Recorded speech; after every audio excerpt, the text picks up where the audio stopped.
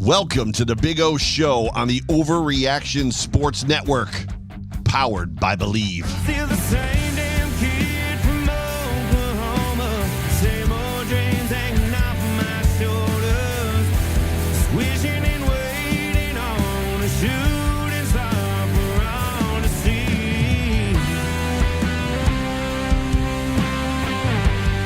And now your host, straight out of Oklahoma, former Buffalo Bill, Jerry Ostrowski. I'm still the same damn kid from Oklahoma.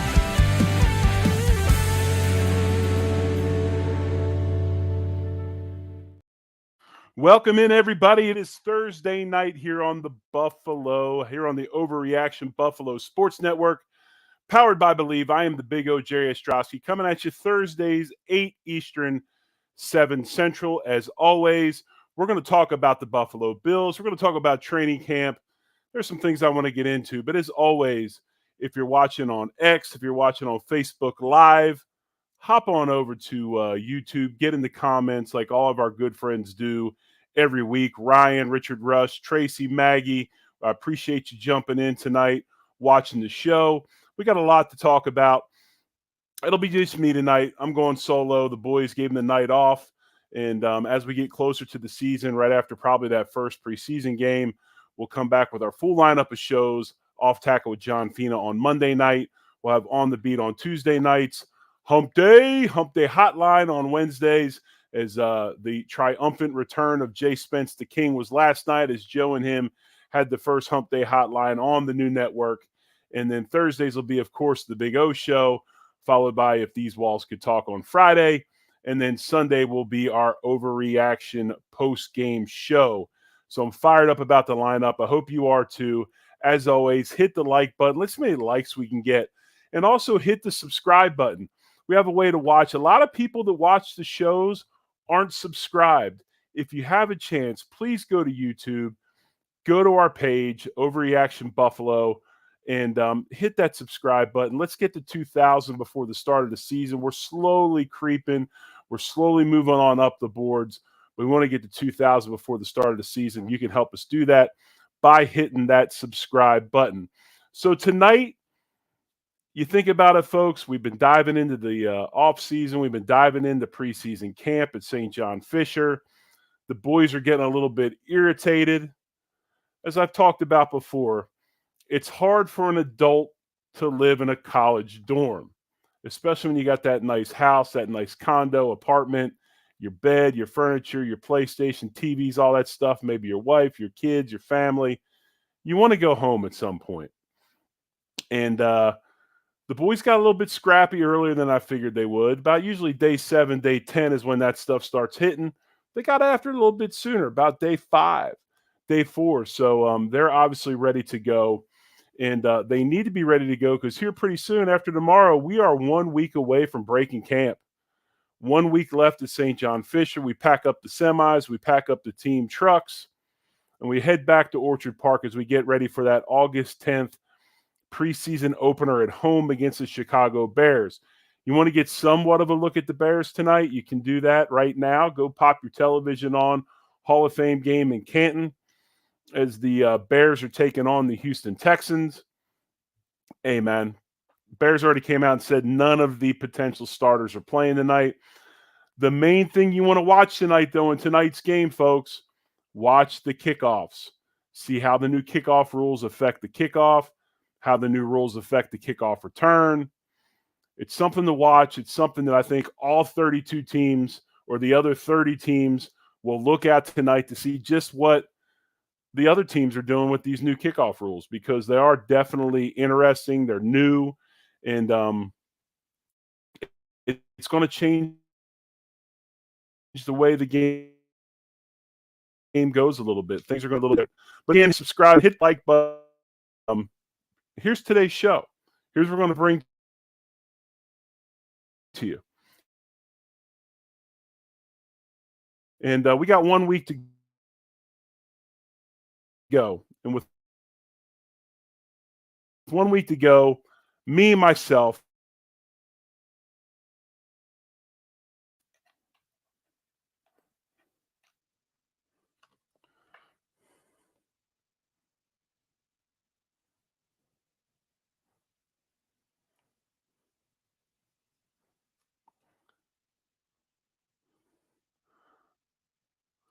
5 things that we want to get into, and I apologize for the technical difficulties, folks.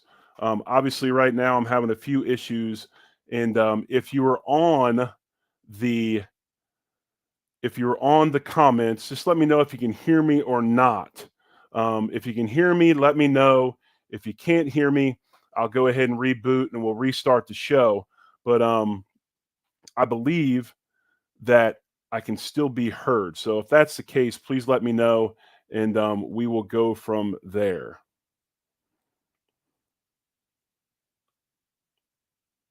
All right, Scott Blakely, thank you, sir. We can hear. I appreciate that. We'll try to get the cameras up and running as we talk. So 5 things as we head into camp that I want to look at, and those things are as follows.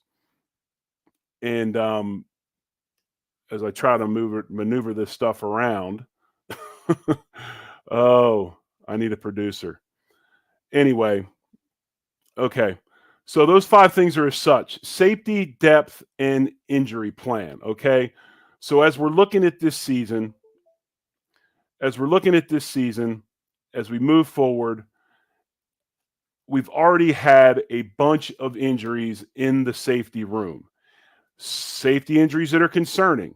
First, Mike Edwards. Mike Edwards comes in from the Kansas City Chiefs, a guy that many expect to fight it out as a possible starting candidate for a starting safety role. He comes in and has injuries in the offseason, as well as having some injuries in training camp now. He has a hamstring injury, and it's going to keep him out week to week. Yesterday, Cole Bishop, and if you watch some of the stuff online, I believe it was Thigh Doctor, had a clip of the possible injury that he had, or the possible play that Cole Bishop was injured. He looks to have a shoulder injury. I thought maybe at first it was an arm injury. He has a shoulder injury, and he is also. So this is a situation now with the Bills where they have to go out, they have to scramble, they have to find people to come into that safety room. So they go out and they sign 2 guys. They signed Kareem Jackson, long-term 14, 15-year vet. They also signed Terrell Burgess. He comes in, a guy that played with Tyler Rapp with the Los Angeles Rams. And Burgess is a guy that definitely has some experience as well. So you bring those 2 in. With the salary cap issue that's going on, I don't think you're going to have any like huge names for the Bills to bring in. It's just something they don't have. They don't have that cap space. They don't have that. They don't have that money sitting around. They just go buy a Pro Bowl level or big time starting level safety. These guys have great experience. Rapp talked about Burgess today in his press conference. So the thing that concerns me about this is really the main reason is Cole Bishop. Edwards has snaps in the NFL. Edwards is a guy that has played in the league. Bishop is not. Bishop is losing reps. Bishop is losing, valuable time to develop. He's losing valuable time to kind of hone his craft, get used to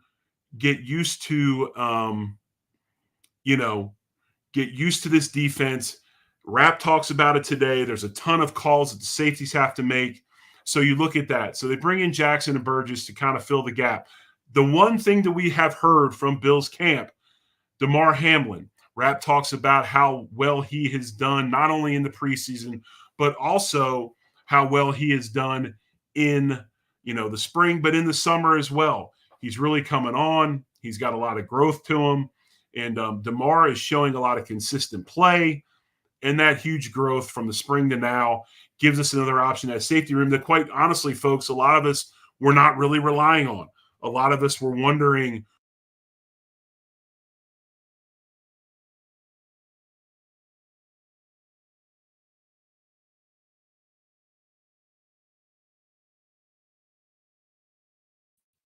be a guy in that safety room. I think we got us back. Okay, here we go. Sorry, folks, again for the technical difficulties. without a without a producer, it's hard. So we're back. All right. So we're talking about the safety room and the safety depth. And so Hamlin's a guy that's given us play that we didn't expect. Okay. But this is one other area that we need to look upon with all the injuries in that safety room. And they did it last year when Poyer had some injuries and was out. The Bills can always flip to a dime look on defense, bring in another cornerback.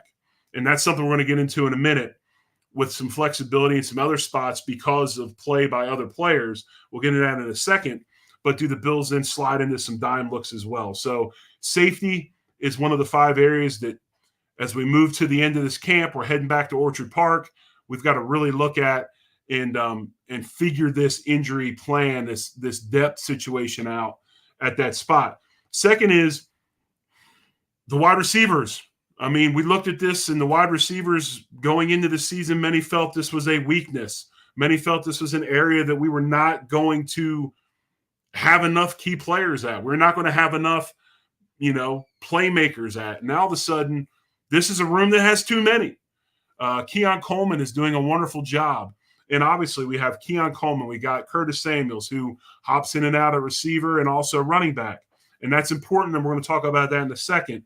We got Mac Hollins, who's all of a sudden become the feng shui of the wide receiver room, the guy that gets more pressed for walking around without shoes and having cut shirts.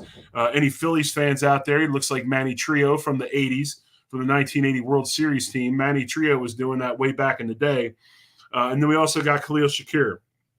So if you look at that, okay, we went ahead and you got 4 guys.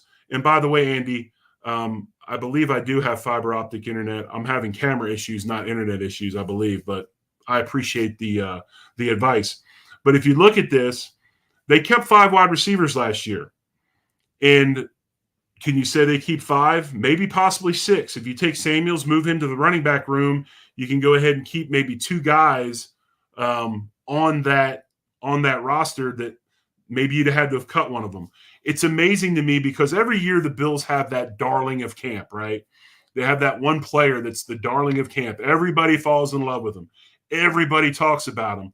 And I hate to say it, but a lot of times that guy's usually released or put on the practice squad, the darling of camp. This might not be the case this season, as Josh Allen has even shouted out this guy in today's press conference. But Terrell Shavers is having a wonderful camp, making plays all over the field. A guy that, if you look at depth charts, was like 3rd and 4th in line, and now all of a sudden is being considered as a favorite, possibly for that 5th spot. Chase Claypool, a guy that was the guy that came out of spring that everybody was in love with. He's out with the foot injury. You got MVS, who was brought in, and this is where it gets sticky. MVS does have tons and tons of game reps. MVS is a guy that has proven himself. Did he have some drop issues last year? He did, okay? But we do know that he can play at a high level. He also has some guaranteed money tied to his contract. Is that something that the Bills are not willing to part with? So if that's the case and he's the 5th, then what happens with Shavers, Claypool, Hamler, Isabella, and others? So it'll be an interesting deal. So as we move out of St. John Fisher, we're going to see a lot. And the reason I'm talking about these 5 areas, these 5 things, as we move to that first preseason game, I think we're really going to see some of these answers by the way depth is and all that stuff. Scott Blakely comes through with a super chat. Scott, we appreciate you as always. Big supporter of the network, of all the shows. He says, no worry on the tech. I actually am a little bit irritated, but that's just the way it goes. It says, no worries on the tech. We come for your intelligent takes. Not worried on safety, elite coaching, and great depth, plus plenty of time for healing. There's a lot to be said about that, and I think the time for healing is definitely on the Bills' side, considering that the Edwards injury happened within the first couple days of camp. The Bishop injury happens within the first week of camp, so there is some time. Like most sports, hockey, you get either upper body injury or lower body injury. You don't get any specifics. With the Cole Bishop injury, they say shoulder. If you watch, and like I said earlier, I think it was Thigh Doctor had the clip where he thought that was where he got hurt. He predicts either AC joint Could possibly maybe a labrum, which is a partially dislocated shoulder, where you get those labrum injuries, something of that nature. If it is an AC joint, those things can calm down and be okay over time. But a guy like Bishop, who is physical, who comes downhill and strikes you, there's going to be some issues with that. So that'll be something that possibly nags him for a little while. But anyway, thanks again, Scott, for the super chat as we went back to the safety room. But we were talking about wide receivers. So again, Scott says that MVS played well today. I think that really the Bills have to come to an understanding as they move away from St. John Fisher and they move into Buffalo, because unlike the Bears and the Houston Texans, who have 4 preseason games, we only have 3 preseason games now. So the reps are a lot less and they're a lot more important. And when you look at that room, if they keep 5, who is the 5th? Do you go with the proven commodity, or do you go with the guy that's flashing all over the field during preseason camp? So those are the things that need to be answered. And I look forward anyway to seeing how that wide receiver room matures and moves on as these 3 preseason games come up here pretty soon. So my third area and the 5 things that need to be talked about as we leave training camp in St. John Fisher and move into Orchard Park for the finishing half of the preseason camps. And again, you're listening to Overreaction Buffalo Sports Network, powered by Believe. Hit the like and subscribe buttons for us as we make a roll to 2,000 subscribers. We're excited, folks. Technical difficulties or not, we're excited about this. We appreciate all your support. My third area is this, and this might kind of play, and this is what I was talking about earlier with the safety room when I started saying with the injuries early on, if maybe they don't have the depth that they thought they had, could the Bills play a little more dime? And that is, can or is Kair Elum going to finally become the cornerback that the Bills thought he was when they warranted a first-round draft pick for him? Let me tell you something, guys and ladies. Everything you see out of St. John Fisher and Rochester has been extremely positive by Kair Elum. And the thing that I thought was very, very interesting today, okay, one of the things I thought was really, really interesting today was when Tyler Rapp had a really good press conference. It was about 6 to 8 minutes, and he answered a lot of really good questions and things that were in-depth and well thought out. And when they asked him about Elum and was he surprised or, with his play in camp, the thing that he said about Kair is not so much about his overall growth, but the fact that he's had a massive growth in the maturity area, okay? In the maturity area. And that says a lot. FJ, we appreciate you for the super chat. Couldn't be more grateful for you guys. Believe me, we're really, really grateful for you as well. So thanks again. But again, he talks about maturity. And I know that we all want our first-round picks or our draft picks to come out like, Keon Coleman has seemed to have come out with a ton of maturity, handling his business and doing all those things. It's harder for some guys than it is for others. It's not the easiest thing in the world. This league is a pressure cooker. It will eat you up. It will spit you out. And nobody will remember you. Nobody will care. And Elum was a guy who obviously the transition to the pro game was a little bit harder for him. But when you look at what he's doing in camp, his confidence right now is going through the roof. When you look at camp reports, okay, you look at Joe Marino, you look at Perino, you look at Jenna Cottrell, you look at everybody that's been at camp, and they talk about Kair Elum's player. They just talk about the defensive play in general. Elum shows up every day. He's showing up every day. He's playing the ball well. He's intercepting passes. He's close to interceptions, all of those things. That is huge for a young player, especially a young player that struggled. I think it is very, very noted to say he is healthy. When you are not healthy, it is really hard to put on your best. And he is obviously healthy. He's in good shape. He's playing at a high clip.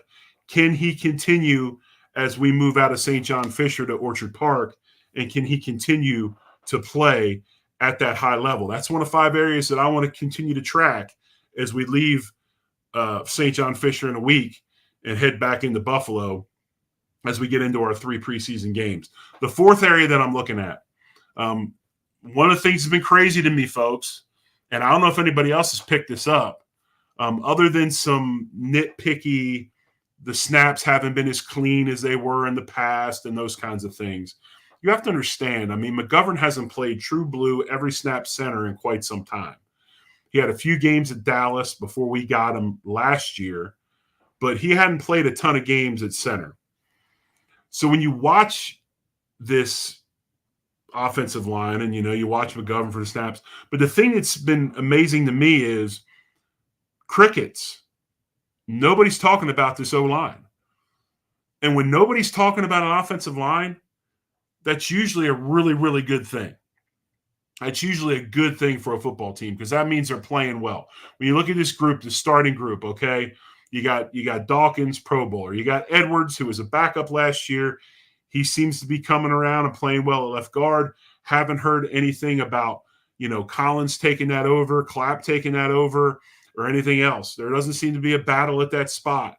We got McGovern at center multiple times. Brandon Bean and others say he just looks so natural there. You got Osiris Torrance at right guard, who, by the way, if you saw Osiris, I saw a picture of him today, and I believe it was Mookie had it on his Twitter page. Torrance looks in tremendous shape. He got rid of that kind of college, maybe some of that body fat that he had coming out of college, and now he looks a lot leaner. He looks bigger in the upper body. He looks ready to wreck people, and it's good to see there. And then, of course, we got Spencer Brown. For all the things that Spencer Brown, we'd like to nitpick on, maybe he's not the greatest pass protector, this, that, the other. Spencer's as tough as they come. He's a road grader, and he moves people, and he intimidates people because he plays with a physicality that a lot of linemen do not play with. I personally like Spencer Brown. He's one of my favorite players up front. So our offensive line is set, it seems to be. I don't think there's going to be any last second, all of a sudden the left guard spot changes or whatever else. But when I look at this group, all of a sudden, who is that second line? How many do we keep? I mean, there's people that say we keep 8. There's some that say we keep 9. But as you're watching this group, as we break camp, head to Orchard Park, start playing the preseason games, don't necessarily worry about that first group. Let's start looking at the second group. I texted with Joe Marino today, who spent about 4 days up at camp. Joe, one of the most studied up, well-prepared guys that covers the Bills, that creates content. I have a ton of respect for Joe Marino and what he does. But if you look at I texted with him today. I was like, who is that second group? And, you look at Vandermark at left tackle. You got Clapp at left guard. You got Anderson at center, Collins at right guard, and then Grable at right tackle. Okay? Good group. Where does that put SVPG, okay? Van Granger, who's played a lot of guard and some center this camp, okay? So when Van Granger comes in, Gable and Collins kind of move around, okay? You might have Collins bump out the right tackle, Gable comes out, and things of that nature. So they go ahead and move some stuff around. And I don't know. I don't think that the Bills – we'll see in preseason because I think that SVPG is going to get a ton of reps in the preseason games. I don't think you take a guy 5th round and move him. I don't think you take a guy 5th round and put him on practice squad. So I'd have to think that he's going to be on this team. So that gives you 6. Who are your next 2 to 3? So that's going to be something to watch. If Anderson is that dude that's playing the center spot, maybe he's the guy that remains. You got 2 swing guys inside. I don't know. But that is an area that I want to see as we break camp and we move back to Orchard Park. And last is this group. And to me, this is a mystery. I wish I had the opportunity to come to training camp. We've already talked about it. Next season, I will be there for 3 to 4 days so I can watch on the field and see stuff live. But the last group that I want to discuss in this 5 areas that I think we need to really, really look at as we break camp here on this Thursday night edition of the Big O Show is that linebacker group. And I'm going to ask you this: who truly is the third linebacker? Everybody would think that it's Dorian Williams. You hear conflicting stories about Dorian. He's a guy that bites on play action, things like that. He makes splash plays. He doesn't make splash, tremendously athletic, can overrun things. So, Williams is a guy, as a second-year player out of Tulane. He is still learning. But really, who is, if Bernard or Matt Milano go down or they can't go out there, who is the first guy off the bench? Is it Williams? Is it Deion Jones? Or is it Nicholas Morrow? I think that the signings in this room this offseason were probably some of the most, if not the most important free agent signings on the team. I think that Deion Jones and Nicholas Morrow bring a veteran presence in that room with tons and tons of snaps and legitimacy right off the bat. Guys that have proven they can do it. Now, at the age they are, with the wear and tear they've had, especially Jones, can they do that over 17 games? I don't think that's what they're being asked to do. But how does that whole group fit together? If it's Bernard and he has to come out, who's the second Mike? I think it's probably Deion Jones. I'm not sure on that, but I would think it is possibly Morrow. If Milano goes out, who's the next guy in there? Is it Morrow or is it Williams? So I think that you really have to look at these things, and it's why I wanted to bring them up as we head towards the end of the show. And again, thanks for staying with me. If you jumped off early, I get it. We had some technical difficulties. I'm still not running the camera that I normally run. That's why it looks the way it does. But I appreciate you staying on and listening. But if you look at these 5 questions as we roll to Orchard Park, I think they're all very, very valid areas for this football team and the success of this football team. And again, real quick breakdown: safety, depth, and injury plan. Who's the odd man out at receiver? If we keep 5 or we keep 6, where do they put Curtis Samuel? Does he count in the running back room? Does he count in the wide receiver group? Kair Elum, is he going to give us that solid backup starter at either corner that we always wanted him to be, and maybe potentially a starter for the Bills, with Rasul Douglas being a free agent after this season? And then you go to the offensive line room. I think our 5 guys up front are solid. Who are the next 3? Who are the next 4?